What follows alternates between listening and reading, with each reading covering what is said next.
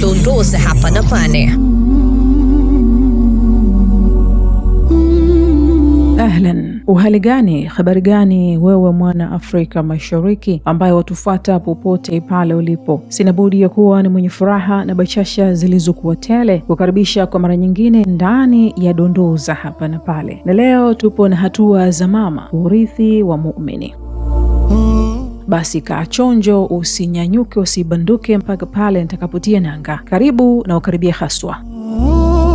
Wakati ulimwengu ukihangaika kumpa matukufu na haki kedekede mwanamke, Uislamu ulishamaliza kesi hiyo karne na karne, na huu hapa ni ushahidi tosha.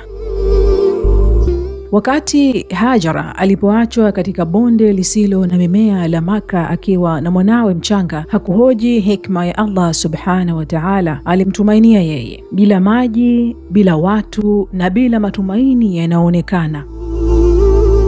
Alikimbia kati ya Safa na Marwa mara 7 akitafuta msaada. Kilichoonekana kama mapambano ya kukata tamaa kikawa moja ya alama kuu za imani katika historia ya Kiislamu. Leo mamilioni ya Waislamu wanarudia safari yake wakati wa haji na umra.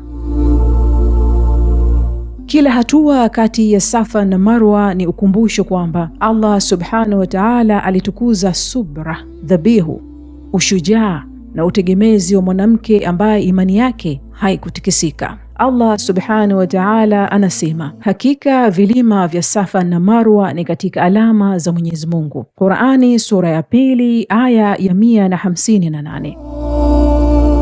Historia ya Hajara inafundisha kwamba wakati milango yote inapoonekana kufungwa, utegemezi wa dhati kwa Allah subhanahu wa ta'ala unaweza kufungua milango tusingeweza hata kuwazia. Mapambano yake hayakusahauliwa na Allah subhanahu wa ta'ala, yalifanywa kuwa ya kudumu kwa vizazi vyote hadi siku ya Kiyama. Uislamu haukumtukuza mwanamke kwa maneno tu, ulimtukuza kupitia historia, ibada na ukumbusho. Kila mahujaji anayetembea kati ya Safa na Marwa anafuata hatua za mama ambaye imani yake ilibadilisha mkondo wa historia. Nikuulize wewe mfuatiliaji ambaye umekuwa nami mpaka hapa. Je, kuna cheo zaidi ya hichi alichotukuzwa mwanamke ndani ya Uislamu?